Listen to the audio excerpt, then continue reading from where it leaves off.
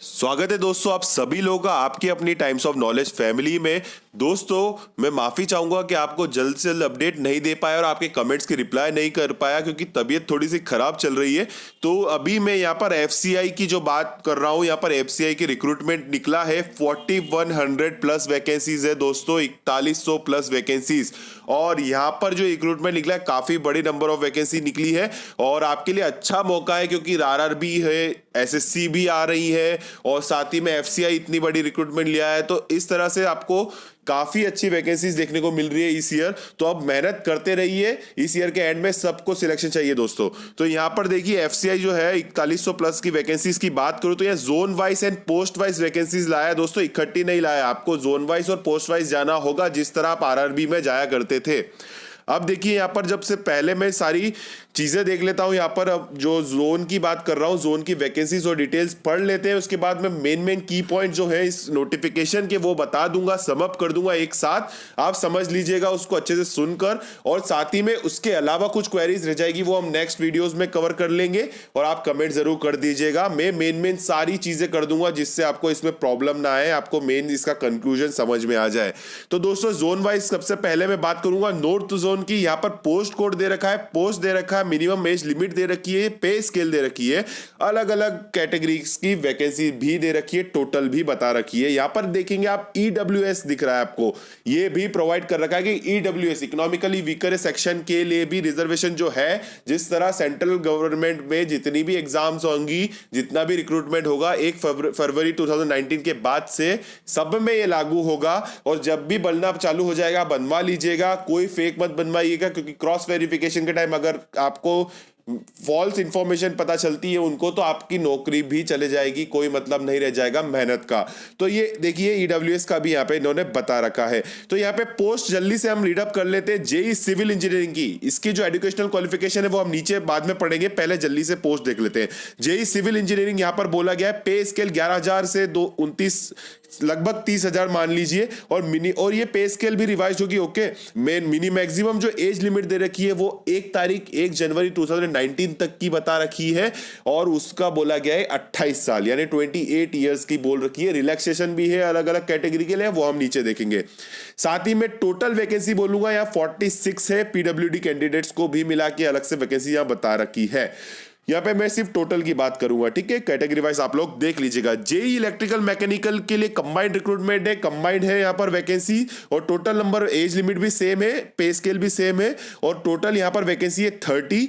स्टेनोग्रेड second की भी यहाँ पर ये आपके सामने सैलरी है दिख रही है, 10,000 से 25,000 के बीच है। और यहाँ पर जो पे स्केल है ओके वो टोटल ओवरऑल नहीं, ग्रॉस इनकम नहीं है। और यहाँ पर टोटल देखेंगे तो आपको टोटल दिख जाएगा 43 पोस्ट यहाँ पर। ओके, एज लिमिट यहाँ 25 ईयर्स दे रखी है। असिस्टेंट ग्रेड सेकंड हिंदी की जो बात करूं मैं, यहाँ पर भी 10,000 से 25,000 के बीच पे स्केल रखा गया है और 28 साल मैक्सिमम एज लिमिट है और टोटल नंबर ऑफ वैकेंसीज 22 है। टाइपिस्ट हिंदी की यहाँ पर टोटल नंबर ऑफ वैकेंसीज 16 है, 25 साल ही है यहाँ पर भी एज लिमिट। और वो आपकी जो 9,000 से लेकर 23,000 तक की आपकी पे स्केल रखी गई है। असिस्टेंट ग्रेड 3 जनरल की भी सेम रखी गई है और टोटल नंबर ऑफ वैकेंसीज 256 से काफी ज्यादा है। ओके, असिस्टेंट ग्रेड 3 अकाउंट्स की भी सेम पे स्केल है, 27 एज लिमिट है, 287 वैकेंसीज है टोटल दोस्तों, काफी ज्यादा। असिस्टेंट ग्रेड 3 टेक्निकल की वैकेंसी भी देखेंगे तो 175 वैकेंसीज है, 27 है और पे स्केल भी सेम है, एज लिमिट भी 27 है। यहां पर सबसे ज्यादा वैकेंसी जो देखने को मिल रही है वो असिस्टेंट ग्रेड 3 डिपोर्ट की है, सेम पे स्केल, 27 एज लिमिट और साथ ही में 1013 वैकेंसीज। तो नॉर्थ जोन की मैं बात करूं तो 2000 लगभग यानी कि 199 पोस्ट वैकेंसीज है, सॉरी। तो यहां पर 2000 लगभग वैकेंसीज आपकी नॉर्थ जोन में, काफी ज्यादा वैकेंसी। साउथ जोन में भी सेम चीजें हैं, सबकी टोटल पढ़ लेता हूं, बाकी सब कुछ सेम ही रहेगा। तो दोस्तों यहां पर टोटल 26 है, सिविल के लिए, इलेक्ट्रिकल मैकेनिकल के लिए 15 है, स्टेनो ग्रेड सेकंड के लिए 7 है, 15 है आपकी हिंदी के लिए असिस्टेंट ग्रेड सेकंड, टाइपिस्ट के लिए भी 3 है, जनरल के लिए है 159, यहाँ पर अकाउंट्स के लिए 48, 54 technical assistant grade 3, assistant grade 3 deport के लिए यहाँ पर भी सबसे ज्यादा 213 यानी total number of vacancies zone में है 540 दोस्तों। तो 540 वैकेंसीज यहाँ पर है। ईस्ट जोन की मैं बात करूं, अब मैं मेन चीज बताऊं आपको, जोन आपको एक ही भरना है, मैं आगे ये चीज डिस्कस करूंगा। जल्दी से हम देख लेते हैं जोन में वैकेंसीज। तो यहाँ पर ईस्ट जोन आपके सामने है, यहाँ पर भी सारी वैकेंसीज आप पढ़ लीजिएगा, और साथ में टोटल बताऊं तो 538 वैकेंसीज है दोस्तों, यहाँ पर 538। यहाँ पर पीडीएफ डिस्क्रिप्शन में मिल जाएगा, डाउनलोड करके अच्छे से पढ़ लीजिएगा, कुछ भी पूछना हो पूछ लीजिएगा। वेस्ट जोन की मैं बात करूं तो वेस्ट जोन में यहाँ पर टोटल नंबर ऑफ वैकेंसीज जो आई है वो है 735, यानी सेकंड नंबर पे यहाँ पर वेस्ट जोन में सबसे ज्यादा वैकेंसी है। और सबसे कम वैकेंसी है नॉर्थ ईस्ट जोन में, और नॉर्थ ईस्ट जोन में टोटल नंबर वैकेंसी है 291। इसी तरह 4103 वैकेंसीज हो रही है दोस्तों। अब मैं बात करता हूं मेन की पॉइंट्स की इस नोटिफिकेशन को लेकर। दोस्तों आपको मैं जो बता दूं कि आपका जो ये जोन वाइज बता रखा है, तो आपके किस जोन में कौन सी स्टेट्स आती है वो भी हम देखेंगे, उसमें भी कोई प्रॉब्लम वाली बात नहीं है। आप देख लीजिएगा आप किस जोन के अंडर आते हैं, उस अकॉर्डिंग आप रख सकते हैं आपका प्रेफरेंस। तो यहाँ पर देखिए प्रेफरेंस रखने की बात तो है नहीं, आपको एक ही सिलेक्ट करना है। तो सीधी सी बात है, मैं पहली पॉइंट बताता हूँ आपको। पहला पॉइंट जो पेज नंबर 25 पे भी लिखा हुआ है वो है कि 23 फरवरी 2019 से 25 मार्च 2019 तक फॉर्म फिलिंग होगी और पेमेंट होगी। दोस्तों 23 फरवरी से 25 मार्च तक के लिए होगा, अभी नहीं मिलेगा ऑफिशियली आपको एडवर्टाइजमेंट के जो लिंक, एप्लीकेशन की लिंक 23 तारीख को ओपन होगी। समझ गए दोस्तों, पहला पॉइंट हो गया। दूसरा पॉइंट पेज नंबर 8 पे लिखा हुआ है, मैं आपको बता दूं तो वो है लास्ट ईयर कैंडिडेट की बात यह करता हूं कि लास्ट ईयर कैंडिडेट अप्लाई कर सकते हैं या नहीं कर सकते। दोस्तों सारी चीज, चाहे मिनिमम एज लिमिट हो, एज लिमिट मांगी हो, चाहे एजुकेशनल क्वालिफिकेशन मांगा हो, कुछ भी मांगा हो, 1 जनवरी 2019 लिख रखा है यहाँ पर भी सामने आपको दिख जाएगा, मैं पढ़ूंगा जब। तो 1 जनवरी 2019 तक आपका सब कुछ कवर हो जाना चाहिए। आपका मिनिमम एजुकेशनल क्वालिफिकेशन, आपका जहां एक्सपीरियंस मांगा है एक्सपीरियंस, और जहां पर आपको एलिजिबिलिटी के लिए एज रिलैक्सेशन मांगा है तो एज रिलैक्सेशन के लिए एज लिमिट, अपर एज लिमिट जो है, अपर एज लिमिट भी 1 जनवरी 2019 तक के लिए रखी गई है।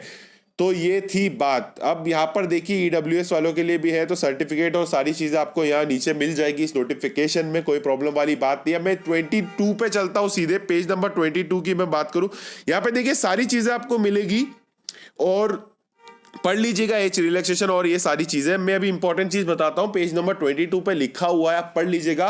वहां लिखा हुआ है कि only one zone you have to select, यानी आपको सिर्फ एक जोन सिलेक्ट करना है और उसी जोन में एक पोस्ट के लिए अप्लाई कर सकते हैं आप, मल्टीपल पोस्ट के लिए अप्लाई नहीं कर सकते।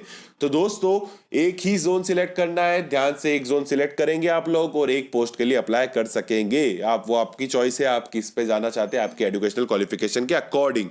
तो ये चीज आपकी एक जोन एक पोस्ट लिखा हुआ है पेज नंबर 7 पे, और पेज नंबर 22 पे सारे जोन्स दे रखे हैं कि कौन सी जोन में कौन सा स्टेट आता है, वो हम आगे देख लेंगे। एग्जाम सेंटर की बात करूं तो ऑल ओवर इंडिया सारी स्टेट में आपको एग्जाम सेंटर्स मिल जाएंगे। ठीक है, अब मैं एजुकेशनल क्वालिफिकेशन की पहले बात कर लेता हूं, उसके बाद और मेन चीजें हम देखेंगे, इसमें डिस्कस करेंगे।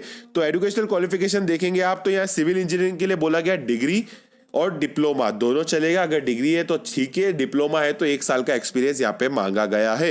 इलेक्ट्रिकल मैकेनिकल के लिए कंबाइंड के लिए भी सेम बोला है, आपकी चाहे इलेक्ट्रिकल में हो चाहे मैकेनिकल में हो, और अगर डिप्लोमा है तो 1 साल का एक्सपीरियंस चाहिए। स्टेनो के लिए बात करूं तो ग्रेजुएट बोला गया along with O level qualification of DOEACC and speed of 40 words per minute and 80 words per minute in typing and shorthand respectively। उसके साथ ही इन्होंने बोला गया डिग्री इन कंप्यूटर साइंस हो, कंप्यूटर एप्लीकेशन हो विद स्पीड ऑफ 40 वर्ड्स पर minute and 80 words पर minute in typing. तो ये दोस्तों जो वर्ड्स पर मिनट की बात कर रहा हूँ ना, ये आपके स्किल टेस्ट भी है इन पोस्ट के लिए, जिन पोस्ट में ये चीज़ बता रखी है, तो उस स्किल टेस्ट में ये सब चीज़ें आपकी चेक होंगी।